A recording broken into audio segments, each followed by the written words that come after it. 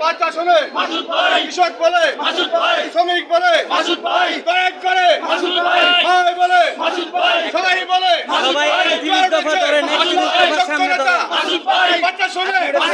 নারায়ণগঞ্জে সবাই বলে আমি বলে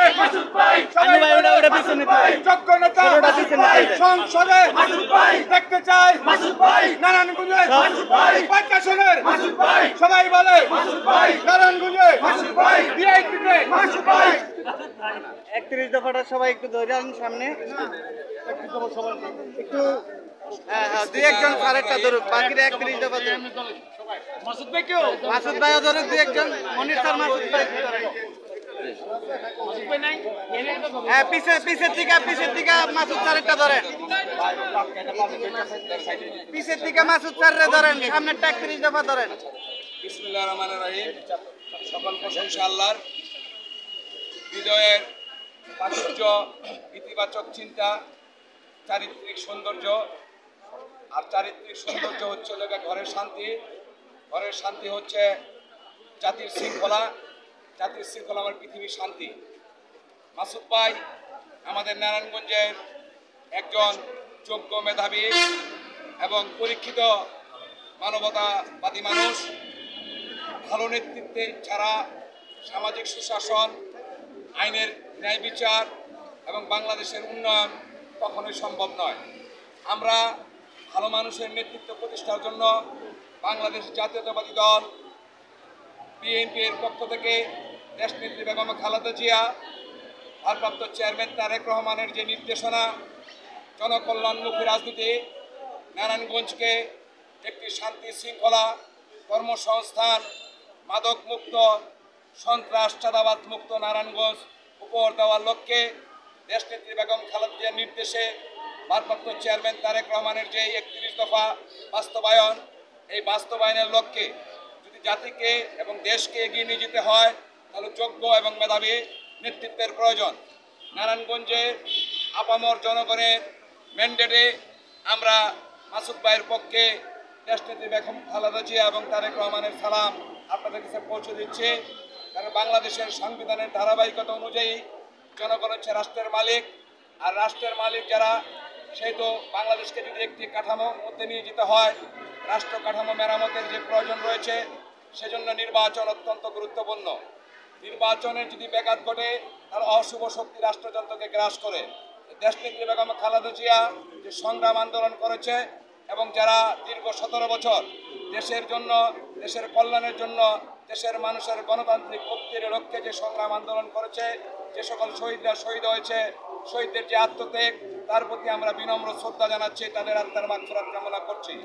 শহীদদের যে আত্মত্যাগ সেই আত্মত্যাগে যে জনগণের আশা এবং আকাঙ্ক্ষা এবং প্রত্যাশা সেই প্রত্যাশা পূরণের লক্ষ্যে আমরা নারায়ণগঞ্জে দেশনেত্রী বেগম খালেদা জিয়ার যে আদর্শ ভারপ্রাপ্ত চেয়ারম্যান তারেক রহমানের আগামী দিনের যে রাষ্ট্র কাঠামো মেরামতের যে চিন্তা চেতনা বহিঃপ্রকাশে যোগ্য নেতৃত্বের বলিষ্ঠ নেতৃত্বের প্রয়োজন। সেই বলিষ্ঠ নেতৃত্ব হচ্ছে আমাদের মাসুদুজ্জামান মাসুদ ভাই, যিনি দীর্ঘ পথ পরিক্রমায় সর্বসাধারণের কাছে গ্রহণযোগ্য একটি ইমেজ গঠন করেছে এবং মানবাধিকার মানবিকতা মানুষের কল্যাণে নিবেদিত প্রাণ। সর্ব অবস্থায় তিনি করোনাকালীন সময় থেকে শুরু করে অদ্যাবধি মানুষের কল্যাণে নিজের সামর্থ্য থেকে চেষ্টা করে যাচ্ছেন, নিরলস চেষ্টা চালিয়ে যাচ্ছেন। আমরা চাই নারায়ণগঞ্জের জনগণের যে ম্যান্ডেট সেই ম্যান্ডেট মাসুদ ভাইয়ের পক্ষে থাকবে এবং জনগণের পক্ষ থেকে আমরা সর্ব সহযোগিতা আপনাদের কাছে আশা করি।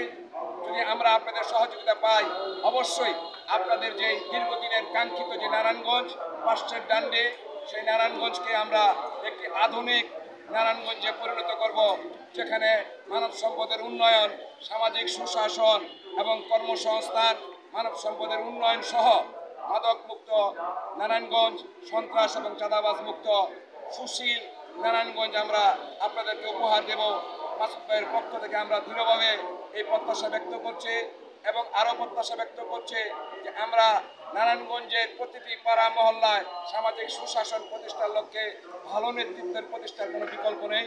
মাসুদ ভাইয়ের মাধ্যমে ভালো নেতৃত্বের প্রতিষ্ঠার মাধ্যমে আমরা নারায়ণগঞ্জের জনগণের যে আশা আকাঙ্ক্ষা এবং আগামী দিনের বাংলাদেশকে তারেক রহমান ভারপ্রাপ্ত চেয়ারম্যান যে নির্দেশনা দিবেন সেই নির্দেশনা অনুসরণ করে আমরা চলবো। আমরা কারো বিরুদ্ধে নই। বিভিন্ন প্রার্থীরা রয়েছেন, তারা কাজ করছেন, তাদের মতো করে আমরা কারো বিরোধিতা করি না, আমরা বিরোধিতায় লিপ্ত নই।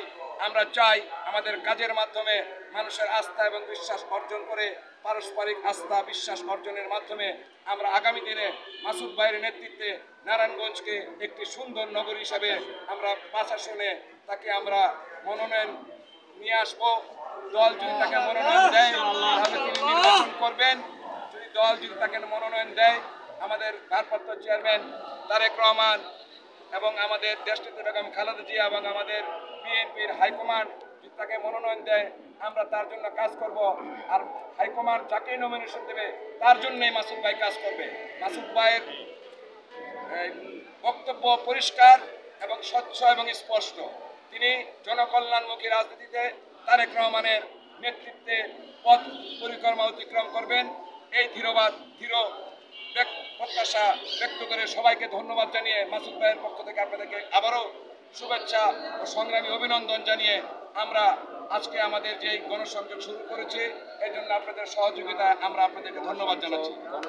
গণসংযোগ প্রতিদিন আমাদের এই গণসংযোগ অব্যাহত থাকবে।